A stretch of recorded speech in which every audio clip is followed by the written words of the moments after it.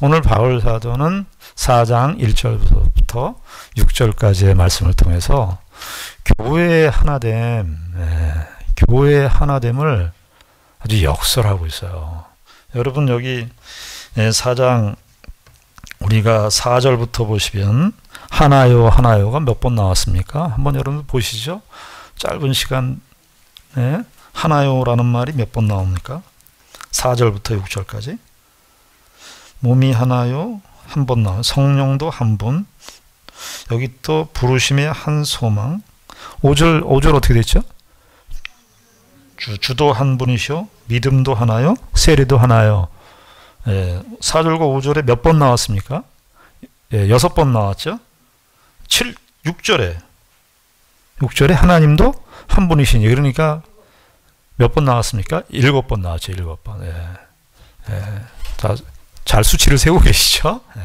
그리고 하나됨을 강조하고 있어요. 1절서부터 3절까지가 바울 사도의 첫 번째 권면이고요. 우리가 좀 전에 읽은 4절부터 6절까지가 교회의 하나됨의 그 신학적 근거, 토대를 말씀해주고 있는 내용이라고 할 수 있겠습니다. 바울 사도는 먼저 1절에서 이렇게 말합니다. 주 안에서 갇힌 내가 너희를 권하노니 너희가 부르심을 받은 일에 합당하게 행하라. 합당하게 행하라. 부르심을 받은 일에, 여기 중요한 게 뭐냐면요, 합당하게라는 겁니다.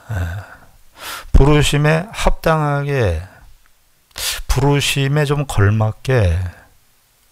야, 너는 하나님의 자녀냐? 그럼 하나님의 자녀답게 좀 행동해라, 이런 뜻이죠.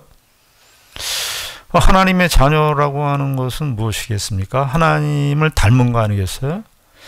우리가 자녀를 볼 때 그 자녀는 그 부모를 표현해 주는 거 아닙니까? 이 하는 행동 보니까 아버지 닮았구나. 얼굴 모습을 보니까 부모님 닮았구나. 이 부분은 어머님 닮은 것 같고 이 부분은 아버님 닮은 것 같고.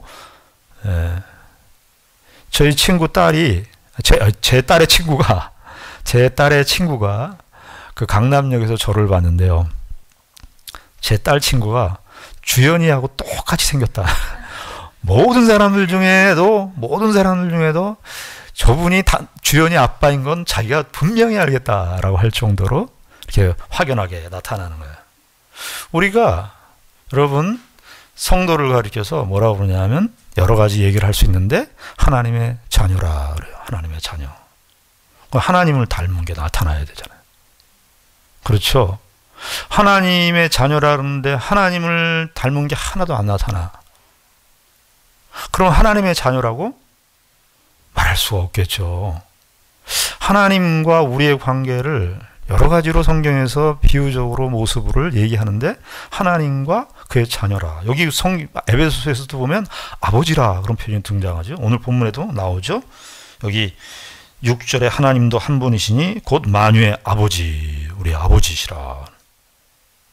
특별히 우리는 어떤 사람들입니까?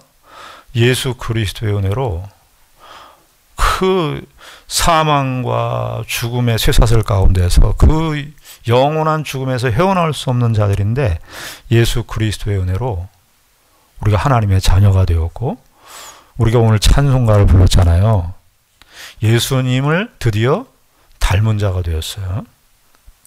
그러니까 하나님의 자녀니까 하나님을 닮은 모습이 나타나야 된다. 그러니까 여기 4장 1절의 말씀이 바로 그런 맥락이에요. 하나님의 자녀로 너희들이 부름을 받았으니까 너희들 하나님의 자녀답게 행동해라. 여러분, 군인이 군복을 입었는데 군인답게 행동해야 되잖아요. 절도 있게. 군인이 군인답게 행동을 해야지 군인이죠. 저 사람 보니까 행동하는 것이나 뭐 생각하는 것이나 이렇게 보니까, 생활하는 게 보니까 군인 같아. 마찬가지로 하나님의 자녀도 하나님답게, 하나님의 자녀답게 우리가 생활해야 된다. 자, 그런데 하나님의 자녀답게 생활해야 되는 가장 중요한 것이 뭐냐? 하나 되는 것을 지키는 거예요. 하나 되는 것을 위해서 힘써서 지키는 거예요. 여기 3절에 보니까 어떻게 되어 있습니까? 평안에 매는 줄로 성령이 하나 되게 하신 것을 힘써 지켜라. 하나님의 부르심에 합당하게 사는 삶이 뭐냐? 성령의 여기 하나 되게 하신 것 이렇게 되어 있는데요. 성령의 하나됨 이겁니다. 하나됨. 그래서 사실은 하나라는 표현은 8번 등장하는 거예요. 여기 이 하나까지 포함하면 하나됨, 원리스예요. 영어로 하면 원리스, 하나됨. 예. 그러니까 성도들이 하나님의 자녀답게 저 사람들 보면 하나님의 자녀다워. 그것을 무엇을 통해서 알 수 있냐 하면 교회가 성도들이 서로 하나가 되는 거예요. 하나가 되는 그것을 통해서 야 하나님의 자녀답구나. 좀 더 다른 말로 교회답구나. 하나님의 교회답구나. 여러분 교회다운 것이 우리가 외적으로 십자가를 달고 종교적인 형태를 취하고 종교적인 형식을 취하는 것이 하나님의 교회다운가. 우리가 이전까지는요. 우리가 하나님의 교회다움을 그런 걸로 다 생각을 했어요. 세상적으로 사람들이 어떻게 인정하느냐, 세상 사람들이 어떻게 보고 있느냐, 이런 것으로 하나님의 교회됨을 생각을 했는데 성경에서 특별히 에베소서에서 바울 사도는 하나님의 교회된 그 특징을 하나됨으로 여러분, 저와 여러분들이 사는 이 세상은 하나가 된 세상입니까? 사람마다 각자 자기가 주인입니다. 각자 자기가 주인이기 때문에 하나를 이룰 수가 없어요. 이 세상에 어떤 모임이 하나를 이루고 있는가? 하나를 실제적으로 하나됨을 이루지 못할 뿐만 아니라 하나됨을 목표로 하고 있는 공동체가 있을까요? 우리가 모였는데 하나됨이 목표입니다. 유일하게 하나님의 교회, 하나님의 백성들의 모임, 예수 그리스도의 피로 값주고 사신 그 교회만이 교회가 지향하는 목표가 있는데 그것이 뭐냐 하면 하나됨이에요. 하나됨. 자, 이렇게 큰 목표가 주어져 있어요. 자, 그런데 이게 쉽게 지켜질 수 있을까요? 이게 참 어렵습니다. 그래서 어떤 주석가는 바울 사도가 4절서부터 6절까지를 하나됨, 하나됨 이렇게 7번씩 얘기하는 것은 역설적으로 말이죠. 얼마나 하나 되기 어려운가. 바울이 그때 에베소 교회에 우리가 지금 생각합니다. 에베소 교회에 여러분들 여러 번 말씀드렸습니다. 에베소 교회 구성원들이 어떻게 되어 있다고요? 유대인 그리스도인들, 유대인 출신 그리스도인들, 그리고 이 유대인 출신 그리스도인들도요, 두 부류로 나눌 수 있어요. 정통 유대인 출신 그리스도인이 있고 디아스포라 유대인, 흩어진 바벨론 포로로 아수르 포로로 몇백 년 전부터 흩어져서 살던 히브리어를 모르고 헬라어를 모국어로 쓰는 유대인인데 디아스포라 유대인, 흩어진 유대인들이 있었을 거예요. 생활 관습의 차이가 엄청나게 차이가 납니다. 오랫동안 흩어져 살았기 때문에 혈통적인 토대만 유대인이에요. 유대인 중에서도 두 부류가 있고 또 어떤 부류가 있냐면 완전히 헬라인들, 저기 터키 지방을 해갖고 유럽 지방으로 해갖고 완전히 헬라인들, 이런 그룹들이, 이 세 그룹들이 한 교회 안에 있으니까 하나 되지 못할 요소, 하나를 추구할 수 있는 요소보다 하나가 되지 못할 요소가 아주 증거들이 너무너무 많아요. 이것 때문에 하나 될 수가 없어요. 이것 때문에 일치를 이룰 수가 없어요. 이것 때문에 평화를 만들어낼 수가 없어요. 이런 내용을 이야기하기 시작하면 다 말이 돼요. 다 말이 돼요. 그 말이 되는, 하나가 되지 못하는 요인들을 얘기하라 그러면 아주 증거가 산처럼 많습니다. 1세기 때의 에베소 교회의 상황이었어요. 그래서 바울 사도가 어떤 면에서 그 주석가의 말처럼 무스노라고 하는 주석가인데, 이분이 얘기한 것처럼 얼마나 하나 되기 어려우면, 얼마나 하나 되기 어려운 요소를 갖추고 있으면 이렇게 하나라는 말을 7번씩이나 강조해서, 바울이 그것도 어디에서 지금 기록하고 있습니까? 감옥에서. 바울 사도가요, 중요한 얘기를 할 때는요, 이렇게 짧은 형태를 써요. 그리고 반복적으로.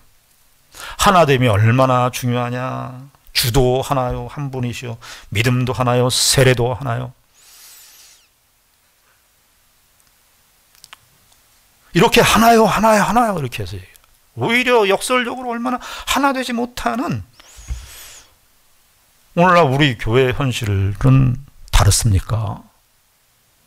우린 다 같은 대한민국 백성인데도 하나 되지 못하는 것이 너무나 우리의 현실이에요. 가장 큰 문제. 오늘날 어느 시대나 어느 사회나 또 교회도 마찬가지고 사회도 마찬가지고 이 세상 마찬가지고 가장 큰 문제는 뭐냐 하면 일치를 이루지 못한다는 거예요. 우리가 이 에베소서의 말씀을, 바울 사도의 말씀을 보면서요, 우리가 먼저 이 마음을 가지고 들어가야 돼요. 어떤 마음이냐? 현실적으로 우리가 얼마나 하나를 이루지 못할 요소들을 갖고 있는가. 이거 먼저 인정하고 들어가요.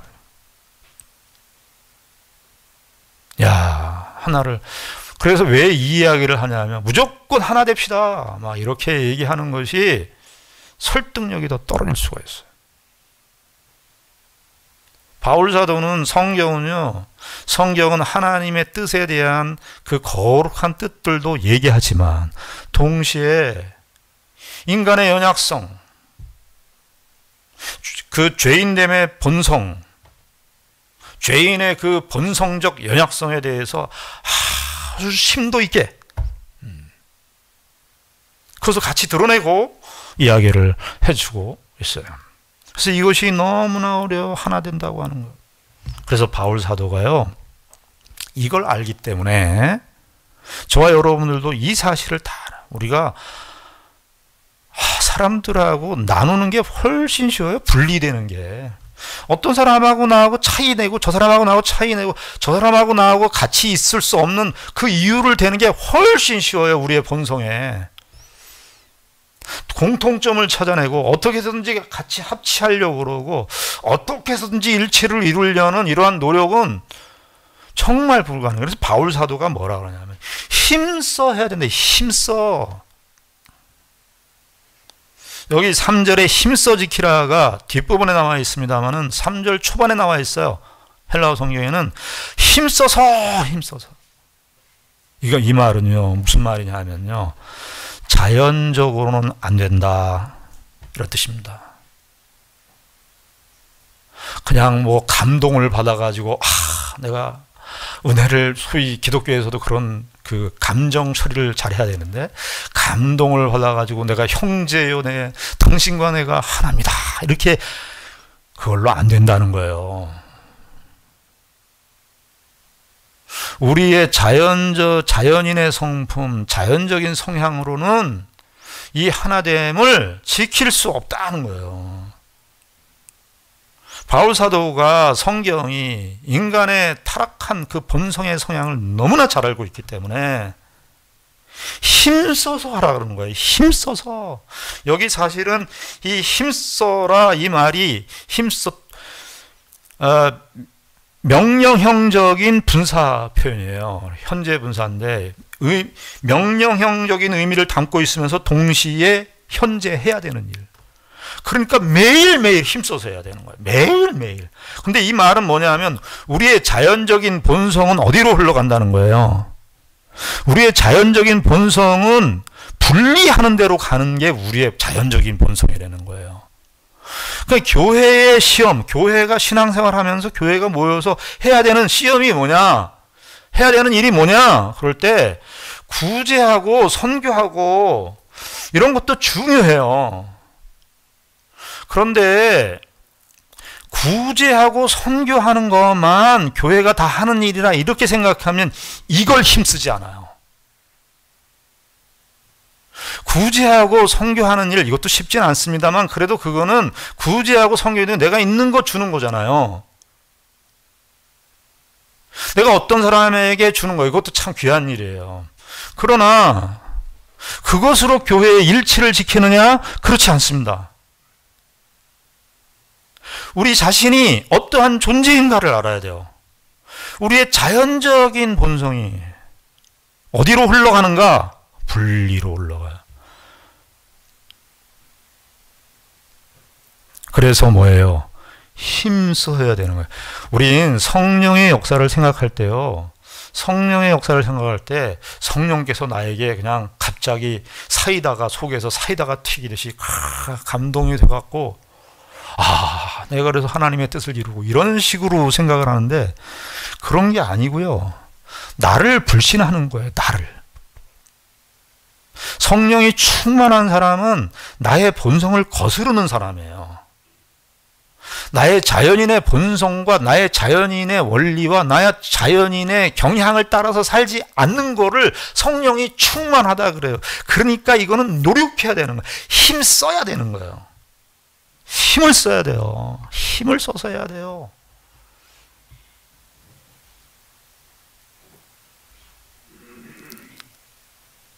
이거를 자꾸 안 하고 구제와 선교로 하게 되면 구제와 선교가 교회 모임의 목적이 전부 다 이렇게 해석해버리면 성도들이 자라질 않아요.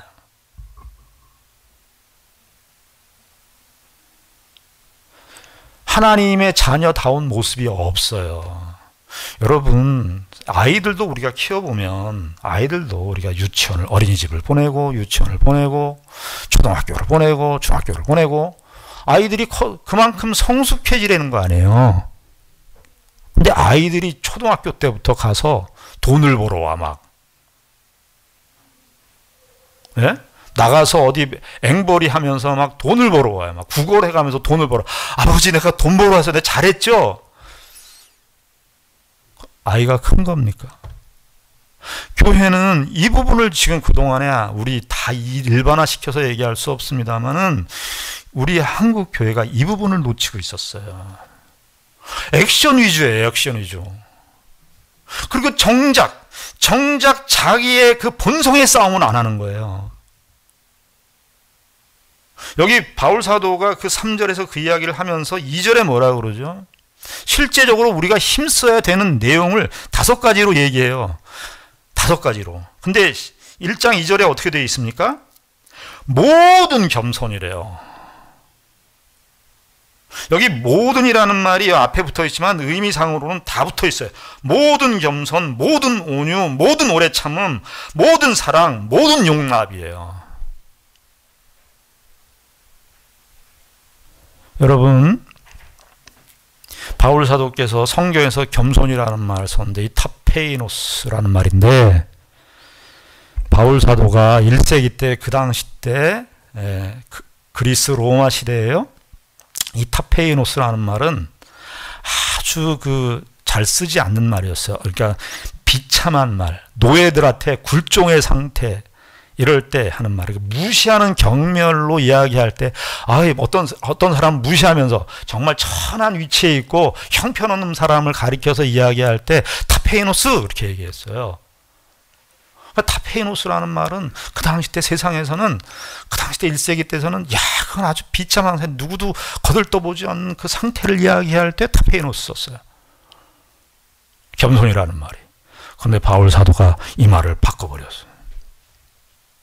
기독교는요, 우리가 동일한 용어를 쓰지만 이 세상에서도 사람들이 성경의 용어와 사람들이 쓰는 용어가 다 동일하게 쓰지만 기독교에서 들어올 때 용어는 다 바뀝니다. 그래서 바울 사도는 헬라의 기독교화를 한 사람, 헬라어를 그 사람들이 가지고 있는 헬라적 관점, 세상적 관점이 그 헬라어로 표현했는데 동일한 헬라어를 기독교적인 관점으로 재해석해서 이 겸손이라는 말이 기독교의 영역에 들어오니까 이게 가장 고귀한 미덕으로 변화되는 거예요. 고귀한 미덕으로. 여러분, 바울 사도가 이렇게 이 겸손이라는 말을 썼을 때, 특별히 겸손과 오래 참은 이런 말을 썼을 때 떠올렸던 인물이 누구겠습니까? 예수 그리스도입니다. 빌립보서 2장에도 보면 성도들끼리 시기와 다툼이 있어요. 빌립보 교회 안에 시기와 다툼이 있고 막 허영이 있고 다툼이 있어요. 그러면서 바울 사도께서 뭐라 그러냐면 너희들 거기서는 오직 겸손을 해요. 오직 겸손. 여기 4장에서는, 에베소 4장에서는 모든 겸손. 이게 오직 모든, 이 말은 이거 외에 없다는 거예요. 우리가 일치를 지키기 위해서, 하나됨을 지키기 위해서 그리스도인들이 자나깨나 교회뿐만이 아니라 모든 사람을 대하는 일에 있어서 여기 모든 경우, 어떠한 경우, 어떤 정황, 어떤 사람에 대해서도 이 타페노스를 유지해야 된다는 거예요. 그래서 바울 사도가 빌립보 성도들에게 다투고 시기하고, 그러니까요, 쉽게 얘기하면 다툼과 분열의 그 뒤에 백그라운드에는 뭐가 있는 거냐 하면 교만이 자리하고 있는 거예요. 그리고 일치와 평화와 화해와 조화로운 세계 속에서는 무엇이 바탕으로 있는 거냐 하면 겸손이 바탕으로 되어 있는 거예요. 그래서 바울 사도가 그 이야기하면서 오직 겸손해라 그러면서 누구를 얘기하냐 하면 빌립보서 2장 6절부터 예수 그리스도를 얘기하는 거예요. 그는 근본 하나님의 본체시나, 그리스도의 겸손을 이야기하는, 그리스도의 타페노스를 얘기하는 거예요. 그리스도의 자기 낮아지심. 그래서 2장 8절에 바울 사도가 뭐라 그러냐면 그리스도께서 자기를 낮추시고, 이때 낮추시고가 여기 겸손, 명사로 쓰면 타페이노스가 되고 동사로 쓰면 타페이노가 되는, 그 사람들이 다 굴종의 상태, 노예의 상태, 이런 것들을 다 경멸하고 무시하고 자기가 우선이라고 생각하고 자기 중심적으로 생각하는 그 세대의 언어를 기독교화로 바꿔서 그리스도인들의 최고의 미덕, 겸손이라. 여러분, 기독교는요, 이런 면에서 세상에 저항하는 겁니다. 저항한다는 것이 무슨 피켓 들고 나가서 저항한다는 게 아니라, 여러분, 교만이라고 하는 것은 언제부터 출발했습니까? 아담의 타락에서부터 출발했어요. 하나님과 같이 되겠다. 하나님과 같이 되겠다 하는 이 교만이 들어오니까 사람하고도 관계가 깨지기 시작했어요. 왜냐하면 자기를 주장하니까. 거기에 남편과 아내의 저주를 이야기할 때 아내는 남편을 장악하려고 그러고 남편은 아내를 장악하려고 그런다. 뭐가 들어온 거예요? 교만이 들어온 거예요. 교만이. 서신서를 읽을 때 창세기의 내용을 구체적으로 다 말하지 않습니다만은 서신서를 읽을 때 다 서신서, 신약 성경의 모든 기자들이 어떤 사실을 염두에 두고 있냐면 아담의 타락이 가져온 인류의 범죄, 본성적인 범죄, 영향, 오염, 이런 것들을 다 전제하고 있어요. 그래서 지금 바울이 모든 겸손이에요. 이게 혁명적인 겁니다. 여러분, 우리가 삶을 살면서, 신앙생활 하면서 사람들하고의 관계성 속에서 이게 다 적용이 돼요. 여러분들이 무엇을 가졌느냐, 현실적으로 우리가 무엇을 외적으로 가지고 있는가, 무엇을 소유하고 있는가, 사회적 지위가 무엇이냐, 이런 거는 성경에서 그렇게 그다지 크게 얘기하지 않습니다. 성경에서 중심으로 얘기하는 것은 그리스도인의 삶이에요. 그리스도인의 삶이에요. 교회적 삶이에요. 여러분, 이 교회에서 이것도 겸손해야 되지만 여러분들 일상 사람들하고 만나는 거는 교회뿐만이 아니잖아요. 다 만나는 거잖아요.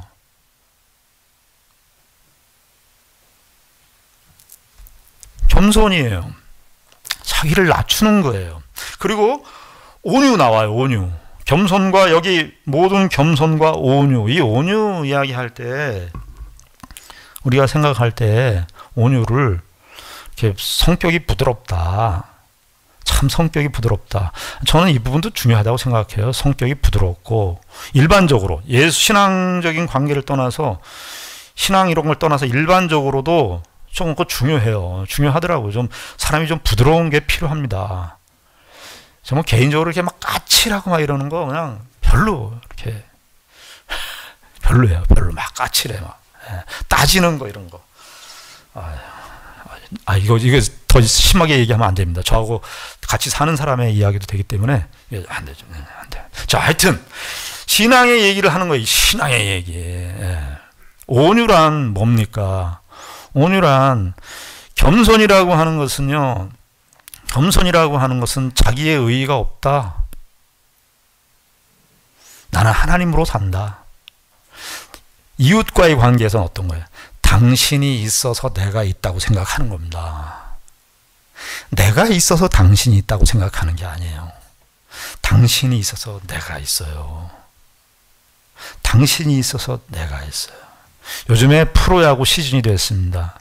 요즘에 축구도 이제 코로나가 조금 점점 이제 이렇게 백신이 들어오면서 완화되면서 운동 스포츠 경기들도 관중들이 많이 들어오기 시작했어요. 그런데 코로나 심했을 때 선수들, 그 프로야구 선수나 프로축구 선수들이 뛸 때 그 얼굴 모습들을 보셨습니까? 활기가 없어요. 왜 그렇죠? 관중이 없어서. 근데 이게 우리의 신앙적인 영역에 들어오면 제일 중요한 게 관중되는 걸 하셔야 돼요. 관중이 안 돼요. 관중이. 제일 중요한 게 스포츠 경기에 저는 뭐 여러 감독도 중요하고 선수도 중요하지만 관중이 되는 거예요. 박수 쳐주고 누가 밥 사면 잘 먹어주고 맛있다 그러고 나는 그거 괜히 걸려. 안 되는 거예요. 겸손한 거 아니에요. 자, 이 온유는 뭐냐? 온유는 자기의 권리를 주장하지 않는 거예요. 자기가 분명하게 주장할 수 있는 권리가 있는데 그 권리를 포기하는 겁니다. 동시에 이 온유라고 하는 것은 우리의 죄인됨에 연약함을 인정하고 받아들이는 자세예요. 나의 죄인됨, 연약함을 받아들이는 자세예요. 이 온유는. 이런 겁니다. 예를 들어서 예전에 어떤 성자래요. 어거스틴인지 토마스 아퀴피스인지 정확하게 아퀴나스인지 어떤 성자인지 모르겠지만 제자들과 함께 수도원에서 생활을 하는데 아무리 성자라도 제자들하고 생활하다 보면 성자라도 여러 가지 단점들이 다 드러나게 되어 있지 않습니까? 그런데 제자들이 한 3년을 살아보니까 뭐 스승의 여러 가지 약점들이 다 많은 거예요. 그래서 한 12가지 항목을 써가지고 제자들이 그 스승에게 갖다 준 겁니다. 스승이 첫 번째 뭐 밥 먹을 때 어떻고 말할 때 어떻고 12가지를 다 적어가지고 스승님 이걸 좀 고쳐주십시오. 우리가 보통 여러분들은 누가 지적을 하면 여러분은 어떻게 해요? 이게 참 신앙생활 훈련 중에요. 어떤 사람이 나한테 지적을 할 때가 그 참 중요한 훈련이에요. 우리 지적받기 싫은데 이게 참 중요해요. 신자에게 있어서. 그런데 그 스승이 12가지의 항목을 다 받았어요. 얼굴이 굳어졌죠. 그래서 이제 스승 제자들이 생각할 때는 뭘 이런 걸 가져와 하면서 자기를 변명할 줄 알았는데 그 스승이 12가지를 얘기하고 일어나서 가려고 그러는데 그걸 쪽지를 달라고. 스승이 달라고 그러더니 13번째, 14번째, 15번째, 16번째. 당신들이 너희들이 가져온 제자들이 가져온 이 항목보다 내가 더 많이 약점이 많아. 난 이거 12가지 약점은 나를 너무 관대하게 봐준 건데, 나는 사실은 내가 훨씬 더 많아. 계속 쓰고 있었다는 거예요.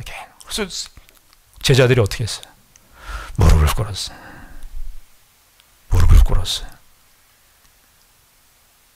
여러분, 우리는요, 정말 억울한 일을 내가 실제 그렇게 의도하지 않았는데 어떤 사람이 나를 오해해서 막 욕하면 우리가 거품 물고 변호하고 싶어요. 그거 아니라고, 나 그거 아니라고 그러고 싶어요.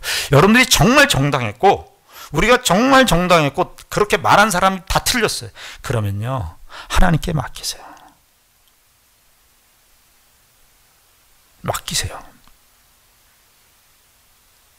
그리고 사실 이제까지 살아오시면서 저와 여러분들이, 우리가 정말 나는 하나도 잘못 없고 저 사람들이 완전히 오해해서 나를 완전히 이렇게 이상하게 말했어, 그런 일이 있었을까요? 저는 그런 일 별로 없었던 것 같아요. 적어도 10 내지 20은 나의 원인이 있는 거예요. 여러분, 세상에서 일어나는 범죄 이런 거 보면서 저는 그래서 이런 말 쓰면, 그리스도인들이 이런 말 별로 쓰는 거 좋아하지 않아요. 사람이 어떻게 저렇게 행동하는지 몰라, 이런 말 쓰는 거 아니에요. 왜요? 우린 죄의 깊이를 아는 사람이에요. 난 저 사람 도저히 이해를 못하겠어. 난 그분을 이해를 못하겠어. 뭘 이해를 못해? 자기 자신이 얼마나 형편없는가를 아나?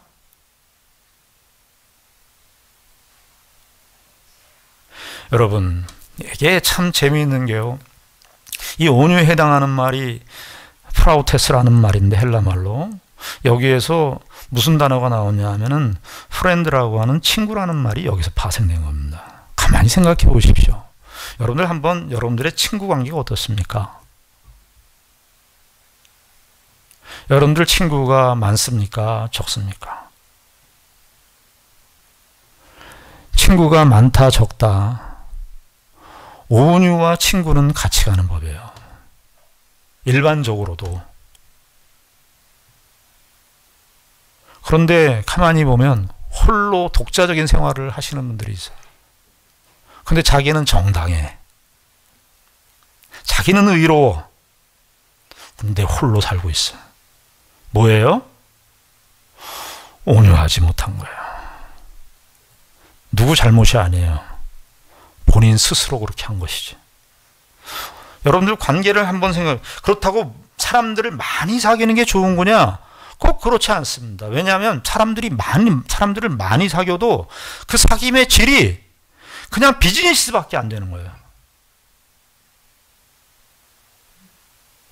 그 인간관계의 질이 많이 사귀면 좋은가? 많이 사귀는 걸 보면 많이 사귀었다고 말하는데 정말 나에게 정말 친구인가? 요즘에 그 프로그램 중에 무슨 그런 거 있잖아요. 당신하고 정말 친한 친구를 확인하는 그런 거 있잖아요. 전화를 걸어서 친한 친구한테, 연예인들끼리나 뭐 개그맨들끼리 친한 친구한테 전화해서 2천만 원만 빌려줘, 이걸 한번 하는 거 있잖아요. 왜? 그래서 전화했는데 어떤 안 빌려준다고 그래서 야, 너 친한 친구가 아니구나, 이렇게 이제 확인하는 것도 있는데, 정말 저와 여러분들이, 우리가 정말 이 관계를 하는가? 겸손, 온유, 다 우리가 힘써야 되는. 오래 참음이래요. 오래 참음이라고 하는 것은 무슨 말이냐 하면은요, 이런 말입니다. 쉽게 얘기하면 오래 참음은 내가 답이 아니다, 이겁니다.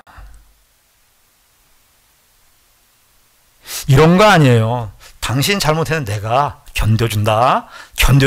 오래 참는 거 아니에요. 네가 너 잘못한 거 있는데 내가 봐준다, 그거 봐준다, 넘어간다, 오래 참는 거 아니에요. 자기 잘난 척이지. 오래 참는다고 하는 것은 답이 없다는 거야. 내가 답이 없다는 거야. 그리고 이 오래 참는다는 것은 자기를 신뢰하지 않는 겁니다. 우리가 일치를 이룰 때 자기의 생각이 너무 강해요. 여러분, 자기 생각을 불신하셔야 돼요.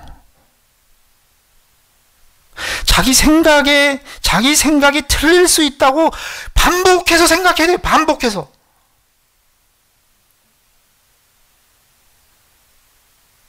내 의견이 얼마든지 틀릴 수 있다는 거를 늘 생각해야 돼요.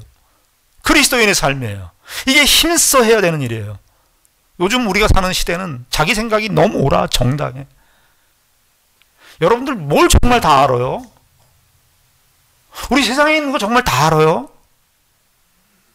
우리가 살고 있는 세상이지만 이 세상을 저와 여러분들이 다 압니까? 다 파악하십니까? 어떻게 다 알아요? 그런데 이게 자기 자신에 대해서도 자기 생각에 대해서도 의심을 해야 되고 늘 불신을 해야 되는데 이게 좀 하는데 애들에게 넘어가면 그게 안 돼. 또 애들. 내 애는 틀릴 수 없다. 내 애만큼은 틀리지 않는다라는 확신이 부모들에게 있어요. 그래서 무슨 사건이 일어나게 되면 애들 사이에 무슨 분쟁이 일어나게 되면 그리스도인 부모들은 어떻게 생각해야 되느냐 하면은 신자들은 다른 사람들은 모르 세상 사람들은 어떻게 생각하는지 몰라도 그리스도인들은 어떻게 생각해야 되냐면 내 이 자식이 틀렸을 가능성이 많아. 너 일로 와. 이거 해야 돼요. 이거. 내 자식이 뭐가 틀렸어? 내 자식이 뭘 잘못했어? 요즘에 뭐 초등학교에 뭐 선생님이 때리면 바로 핸드폰으로 전화한다면서요. 교육이 어떻게 되는지 모르겠어요. 여러분, 우리가 이거 해야 돼요. 이 훈련 하셔야 돼요. 교회 하나됨이라고 하는 것이 우리의 목표인데 사실은 이 목표는 우리가 가기 위한 목표, 실제적으로 해야 되는 일은 모든 겸손, 모든 온유, 모든 오래 참음이에요. 여기 모든 오래 참음, 모든 사랑 가운데서 서로 용납하고 여기 중요한 것이 뭐냐면 서로 용납하는 거예요. 서로 그 짐을 져야 돼요. 서로 그 짐을 져야 돼. 우리가 지난날의 인간관계, 교회생활 이런 것들을 한번 다 이렇게 반추해 보십시다. 우리가 어디에서 틀렸는지를 생각해 보십시다. 다 내가 옳았죠.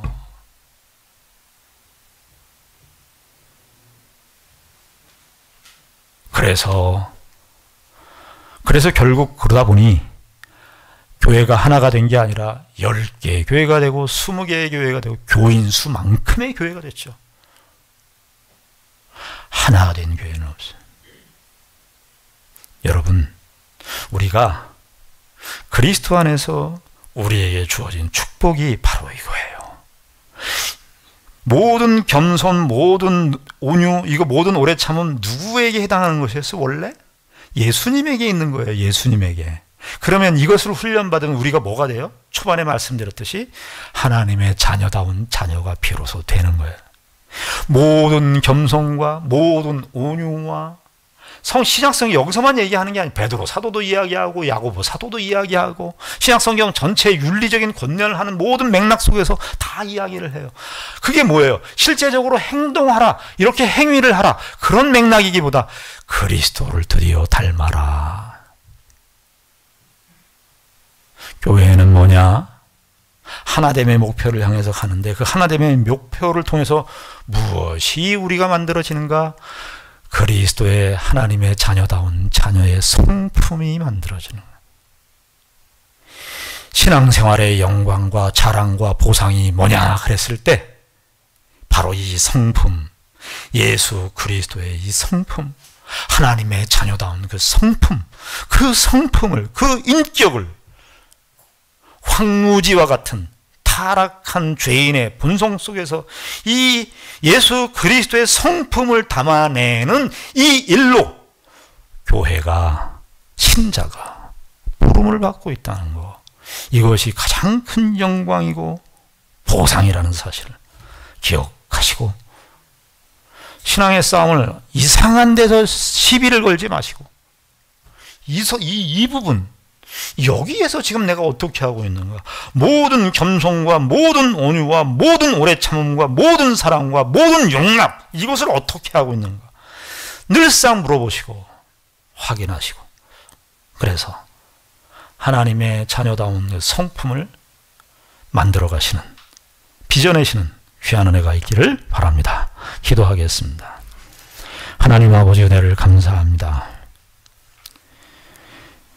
하나된 교회로, 교회의 하나됨으로 우리를 부르셨습니다.